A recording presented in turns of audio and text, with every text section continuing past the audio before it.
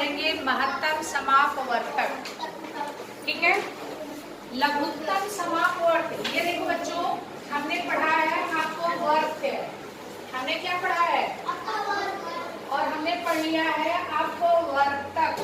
हमने क्या पढ़ा है, अपवर्तक होता है, अपवर्तक की इंग्लिश होती है फैक्टर, और अपवर्तक की इंग्लिश होती है मल्टीपल।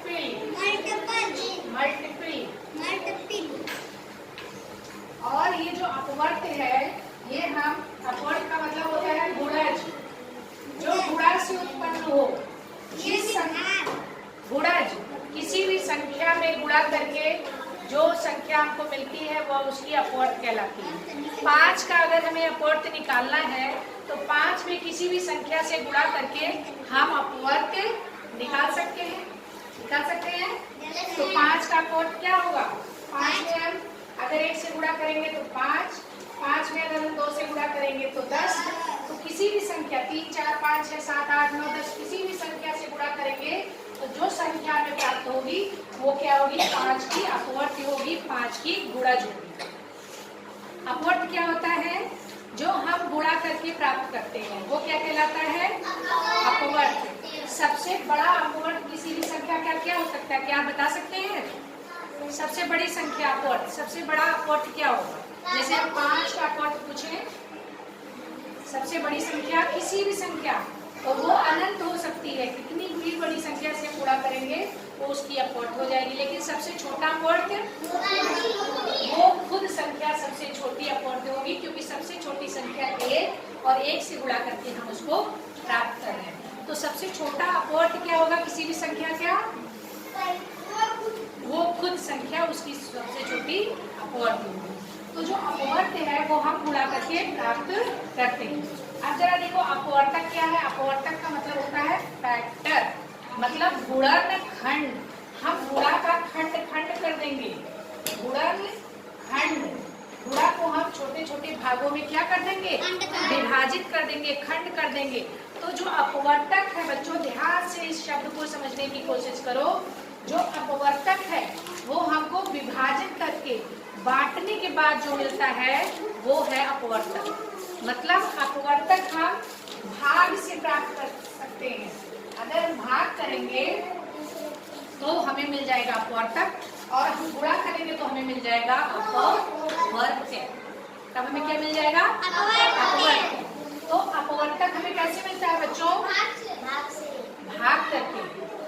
जैसे देखो 6 का अपवर्तक हमें निकालना है, 6 का हमें निकालना है अपवर्तक। तब हमें ये देखना है कि 6 जो संख्या है वो किससे किससे कट जाएगी, क्या 6 1 से कट जाएगी, क्या 2 से कट जाएगी, मतलब 2 से विभाजित हो जाएगी। हम यहाँ भाग तो कर रहे हैं, विभाजन कर रहे हैं ना। क्या ये 6 संख्या 3 से कट जाएगी, हाँ 3, 4 से कट जाएगी, नहीं 5 से कट जाएगी, नहीं 6 से कट जाएगी, हाँ। तो ये इसके क्या है, आपको वर्तक क्या है, अगर हमें 6 का अपवर्त निकालना है तो क्या करोगे, 6 का 1 पे गुणा कर दो, 6, 2 से गुणा कर दो, 3 से गुणा कर दो, 4 से गुणा कर दो, ऐसे निकलता चला जाएगा। और भी जितनी भी संख्या से गुणा करोगे, देखो बच्चों ये है इसका 6 का अपवर्त। अपवर्त जो हमने गुणा करके प्राप्त किया, अपवर्तक जो हमने देखा कि ये जो 6 संख्या है वो किससे विभाजित होगी, किससे कट जाएगी। ये अंतर है अपवर्त और वर्तक में। समझ में आ गया, हमने इसके पहले पढ़ा है ना अपवर्त को, और समापवर्त पढ़ लिया है। समा अपवर्तक भी होता है, अपवर्त होता है, समापवर्तक भी होता है। ये आपको समझ में आ रहा है बच्चों, ये अंतर है अपवर्त में, मल्टीपल में और फैक्टर। हाँ, अब हम देखेंगे एलसीएम, पढ़ चुके हैं, जरा देखेंगे एलसीएम। एलसीएम क्या होता है बच्चों, हाँ महत्तम समापवर्तक। देखो इसका अर्थ बताओ, इससे पहले हमने अपवर्त्य और अपवर्तक में अंतर इसलिए बताया जिससे आपको लघुत्तम समापवर्त्य और महत्तम समापवर्तक में अंतर समझ गया है। महत्तम समापवर्तक, देखो यहाँ अपवर्तक है, समान अपवर्तक, समा का मतलब समान, और किससे बना है? अपवर्तक। अपवर्तक वही जो हम लोग विभाजन करके भाग करके प्राप्त करेंगे। और वास्तव का मतलब बड़ी से बड़ी, अधिक से अधिक, बड़ी से बड़ी, अधिक से अधिक। महत्तम का मतलब अधिक से अधिक, सबसे बड़ी। और इसको इंग्लिश में बोलते हैं HCF।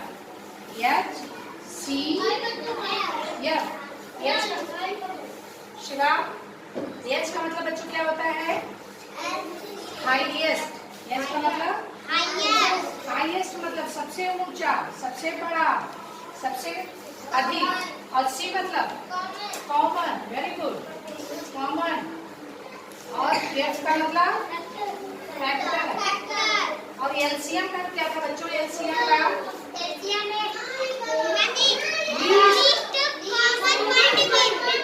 कॉमन मल्टीपल, लीस्ट छोटी से छोटी, समान, कॉमन मल्टीपल, गुणज। यहाँ देखो मल्टीपल है और यहाँ है फैक्टर। यहाँ अपवर्त निकालेंगे और यहाँ निकालेंगे अपवर्तक।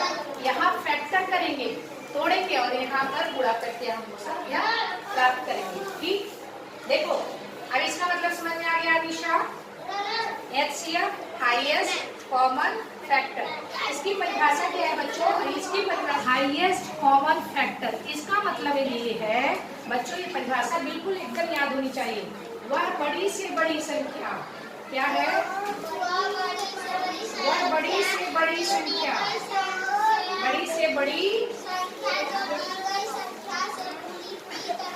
जो दी गई संख्या को, वह बड़ी से बड़ी संख्या, बड़ी से बड़ी संख्या जो दी गई संख्या को, जो दी गई संख्या को पूरी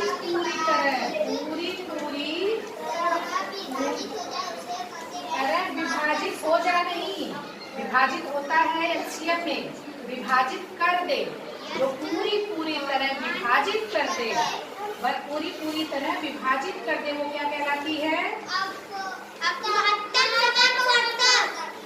कर दे वो कहलाती है महत्तम समापवर्तक। इसको शॉर्टकट में लिखते हैं MSPA, या फिर लिखते हैं HCF, MSPA या फिर लिखते हैं HCF। ठीक, ये परिभाषा आपको याद रहेगी और इसको समझने की कोशिश करो। वह बड़ी से बड़ी संख्या जो दी गई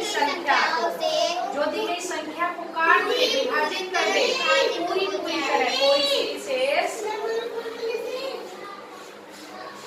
कोई विशेष ना बचे। ठीक, जैसे देखो बच्चों 6 और 12 का हमें देखो आप हमें करना सीखना है। और सबसे सरल विधि है बच्चों गुणन विधि, गुणनखंड विधि। गुणा जो विधि है ये सबसे सरल विधि है, वो चाहे लघुत्तम समापवर्तक निकालने की है और चाहे HCF निकालने की है। ठीक है, देखो जरा 6 और 12 का हमें 2, 6, 12, इसका हमें कॉमन फैक्टर निकालना है, HCF निकालना है। तो पहले हम देखेंगे समान अपवर्तक क्या है। ठीक, चलो निकाला जाए। बताओ दो संख्या किससे किससे कटती है? 1 से 2 से। और बताओ 6 12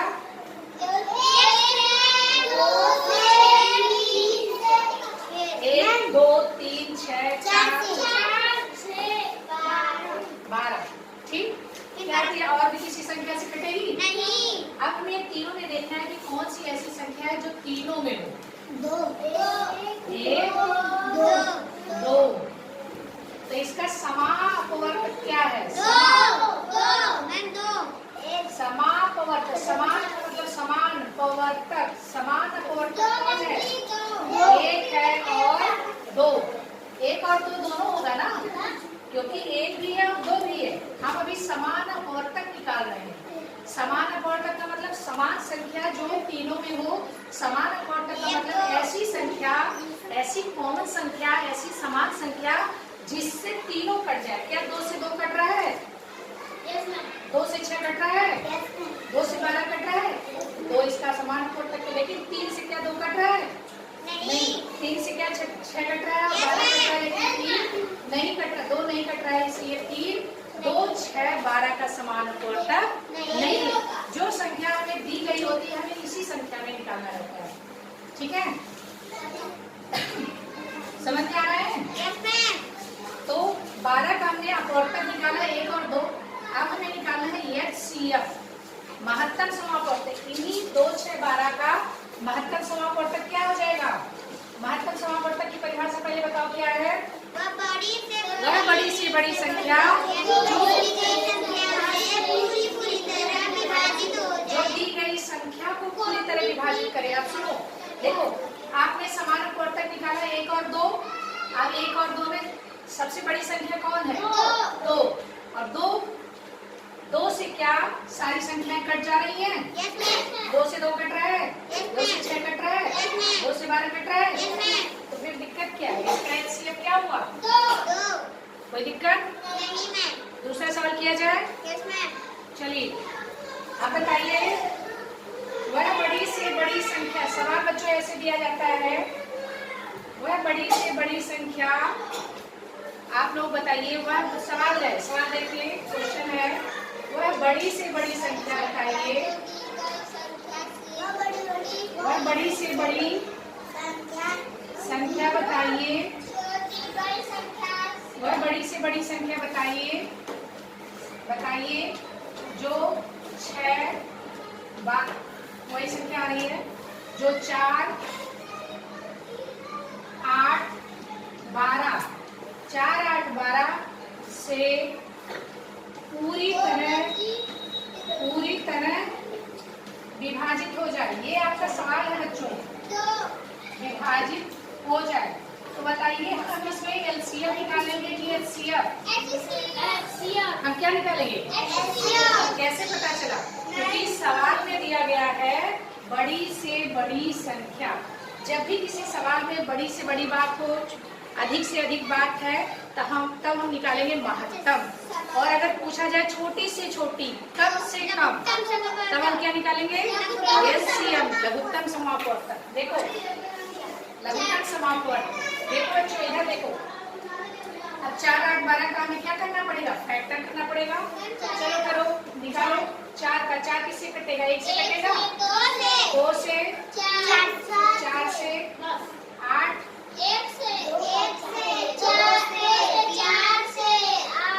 12,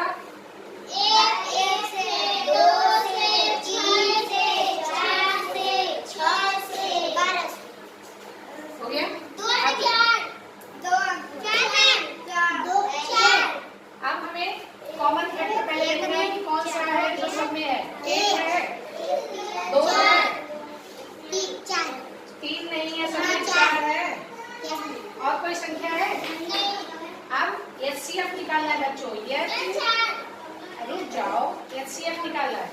अब हमें ये देखना है कि 1, 2, 4 में सबसे बड़ी संख्या कौन सी है? 4। कितना सरल है। 4 क्या है? इसका एचसीएफ है। कोई दिक्कत? नहीं मैम आपको आ गया? यस मैम एलसीएम भी आ गया यस मैम और एचसीएफ भी आ गया। ये है गुणा विधि। ठीक, कोई दिक्कत? नहीं मैम अगला